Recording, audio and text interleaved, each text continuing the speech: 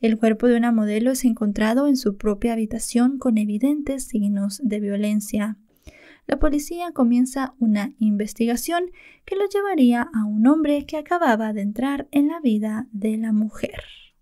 Hola a todos, ¿cómo están? Mi nombre es Lesma, espero se encuentren muy bien. Yo como siempre muy contenta de poder estar un día más aquí con ustedes, muy agradecida de que me estén viendo donde quiera que se encuentren. El día de hoy hablaremos de un caso sucedido en Estados Unidos. Acompáñenme a ver todos los detalles.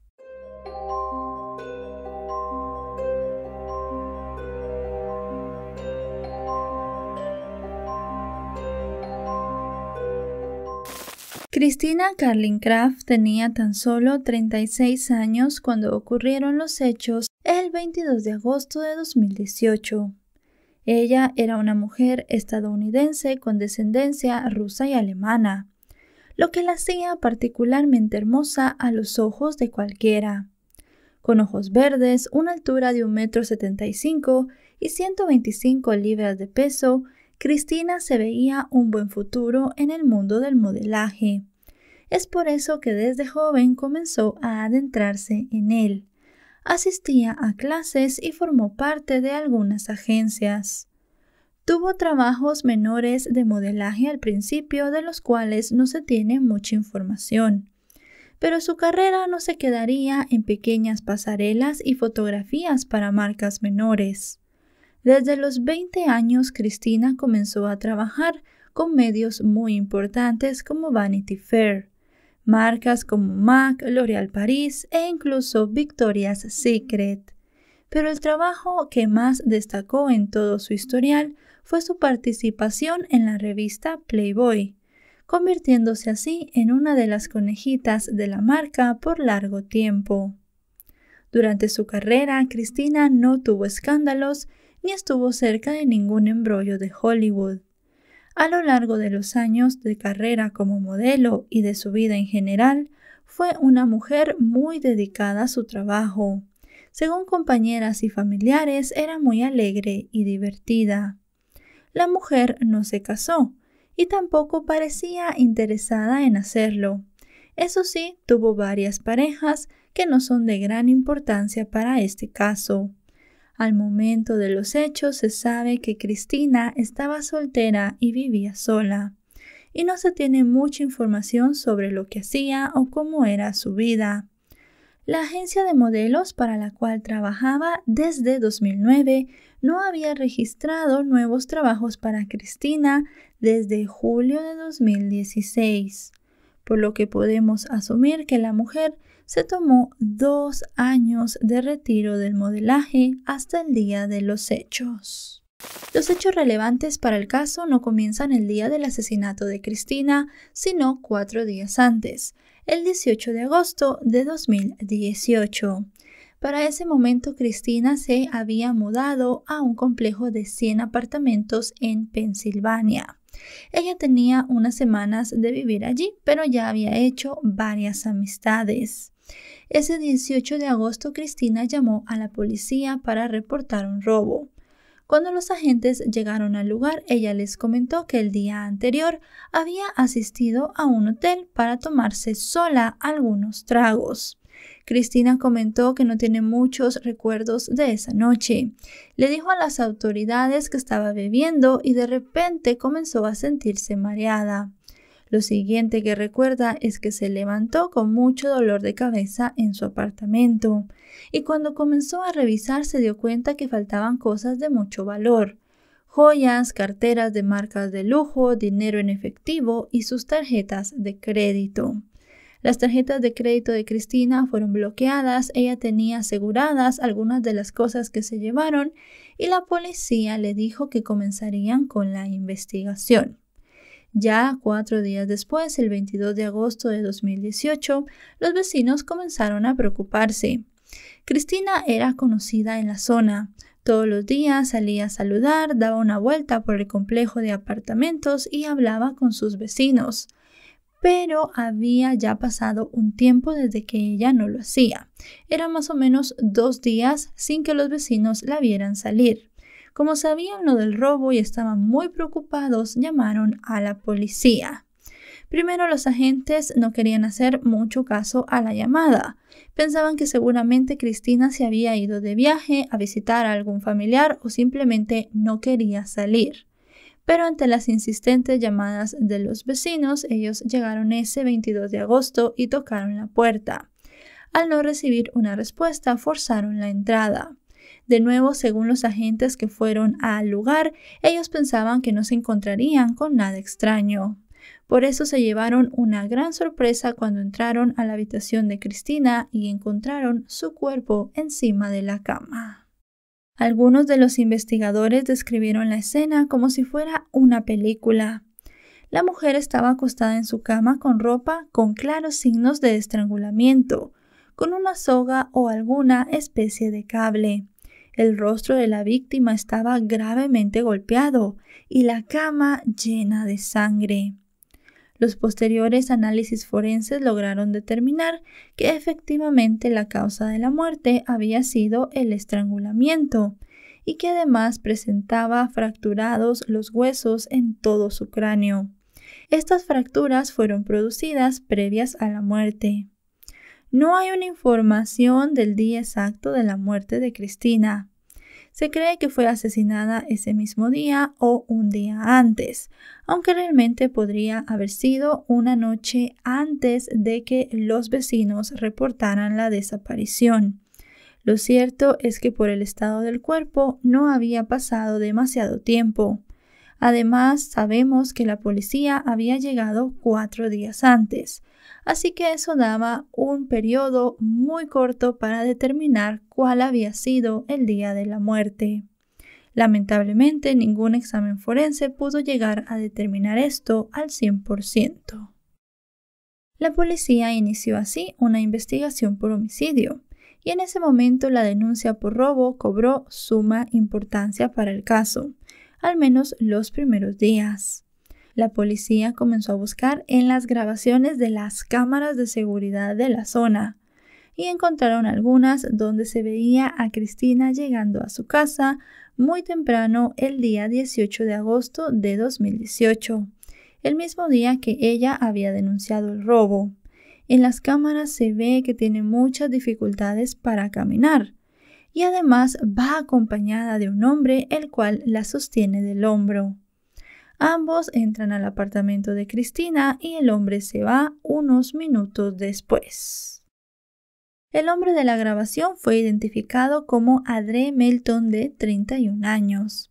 Él fue arrestado unos días después del asesinato de Cristina, pero no por ese caso, sino por unos cargos con drogas que tenía pendientes. Cuando se le pudo identificar en la cámara, comenzó a ser investigado por ambos crímenes. Pocos días después del arresto de Andre, otro sospechoso apareció ante los ojos de los policías, un hombre de 31 años llamado Jonathan Wesley Harris. Las autoridades determinaron que el último día que se vio a Cristina con vida, ella tomó un transporte desde Filadelfia, la cual la llevaría a un lugar donde había quedado de encontrarse con Harris. A este se le identificó debido a las cámaras de seguridad, ya que su automóvil aparecía estacionado junto al apartamento de la modelo. Este automóvil estuvo aquí hasta el día 22, el día que la policía encontró el cuerpo. En un principio no había mucha información sobre la relación que Harris llevaba con Cristina. La policía no sabía si tenían tiempo de conocerse, si se habían conocido un día antes, pero comenzaron a investigar exhaustivamente. Mientras esto pasaba, Andre Melton fue absuelto del cargo de asesinato, y las autoridades enfatizaron que no tenía nada que ver con el caso. Eso sí, fue arrestado y procesado por robo, allanamiento de morada y posesión de drogas. Para los agentes, él había sido la persona que se había llevado las cosas de casa de Cristina, algo que se podía apreciar muy bien en el video de la cámara de seguridad. Harris en una primera instancia se declaró inocente de los hechos y dijo que no conocía a Cristina desde hacía mucho tiempo, que él había conocido unos días antes de que ella fuera asesinada y que tampoco llevaban una relación, que simplemente habían quedado para verse un rato y tomarse algo y ver qué surgía de la relación. Por su parte, el abogado del hombre determinó que ellos no darían más declaraciones hasta que todo se supiera en la corte. El juicio contra este hombre comenzó en el mes de mayo del año 2019. Había opiniones divididas en el lugar. Muchos decían que Harris era inocente y que simplemente estaba siendo víctima de racismo por el color de su piel, mientras había muchos más que decían que Harris simplemente estaba fingiendo que no conocía a Cristina y pedían justicia por la joven modelo. Muchas personas se llegaron a manifestar fuera de la corte, tanto a favor como en contra de Harris. La fiscalía tenía que determinar exactamente cuál había sido el móvil del crimen, y eso era un trabajo bastante difícil.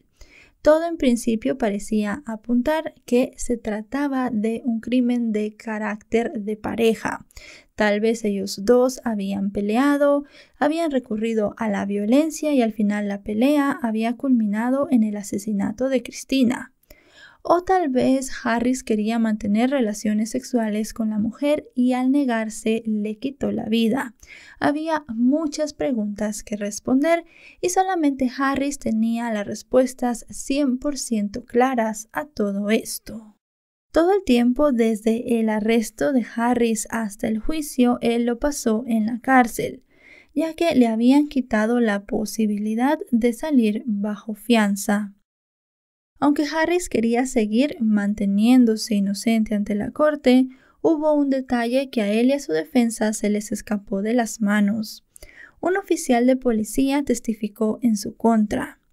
Este comentó que Harris le había dicho durante su detención que había tenido una pelea con Cristina el día de su muerte. Harris le contó a este oficial de policía que ellos dos se habían visto. Luego de eso, él la llevó a su casa e intentó venderle cocaína, pero ella se negó.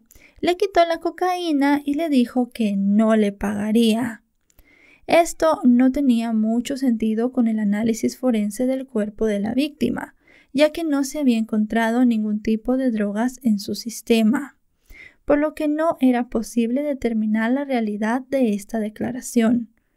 ¿Por qué Cristina estaría comprando drogas si no tenía ninguna en su sistema?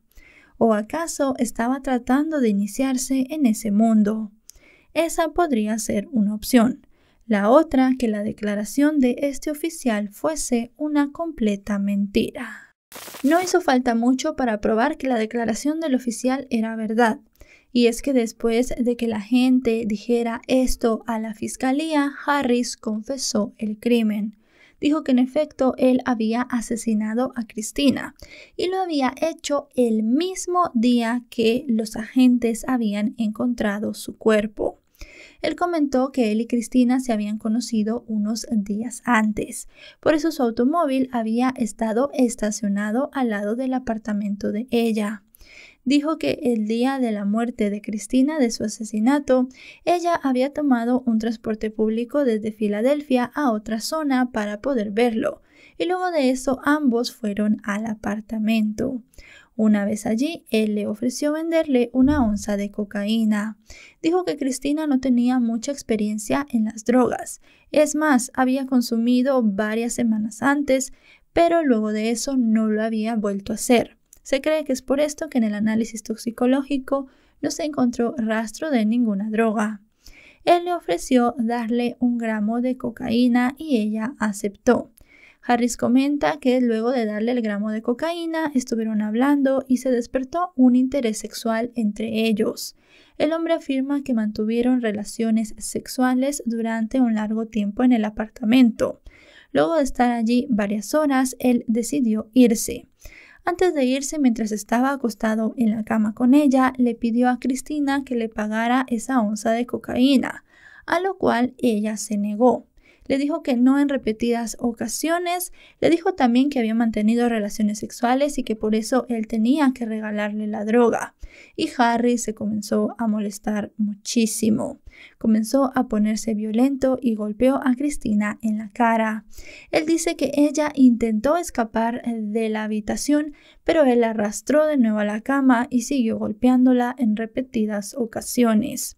En cierto punto de la pelea, de la cual Cristina trató de defenderse, tomó su teléfono e intentó llamar al número de emergencias. En ese momento Harris tomó un cable y la estranguló. Luego se dio cuenta que ella ya estaba sin vida. Tenía la ropa salpicada de sangre, así que decidió huir del lugar. Saltó por una ventana de la parte de atrás del apartamento y salió por la reja de atrás del complejo. Es por eso que las cámaras no lo grabaron. Había una pregunta en el aire también y era por qué los vecinos de Cristina no la habían visto en 2 días más o menos, si ella había salido con Harris. Pero esta es una respuesta que nunca se obtuvo. Eso sí, ya luego de que Harris aceptara su culpabilidad, su defensa comenzó a negociar una sentencia. La defensa comenzó a buscar otros caminos para llegar a una resolución más o menos favorable. Dijeron que Harris había entrado en un estado de locura, porque ese día había consumido una droga con un alto potencial alucinógeno llamada ketamina, lo cual lo había llevado a no pensar del todo claro y a cometer el atroz crimen. Dijeron que si Harris no hubiese estado drogado en ese momento, la situación hubiese terminado de manera diferente. Pero la defensa no tenía forma de demostrar la veracidad de este argumento, pues no había una manera de saber qué había pasado realmente, más allá de las declaraciones que Harris estaba dando. No le podían hacer un examen toxicológico en ese momento, ya que no se podría determinar si él en el día del asesinato estaba drogado. La defensa también describió al hombre como una persona confundida por las drogas, que estaba lleno de culpa y tenía mucho miedo.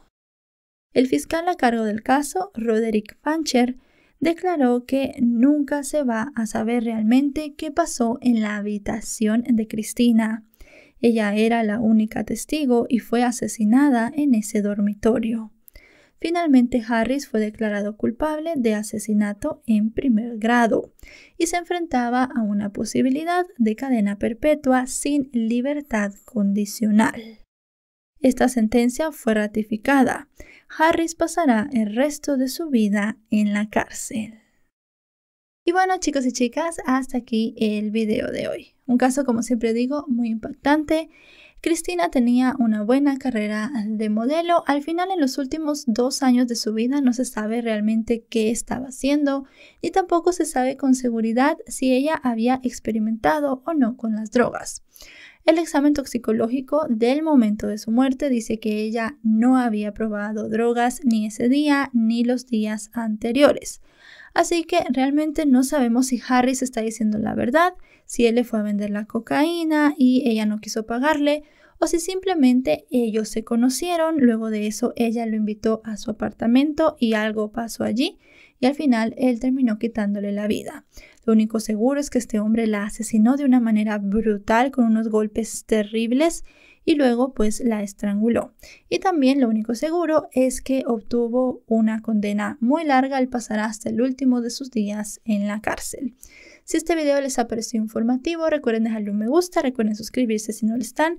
Actualizo 3 o 4 veces por semana y si están suscritos les llegará una notificación cada vez que yo suba un video. No me queda nada más que decirles que nos vemos hasta otro caso. Adiós.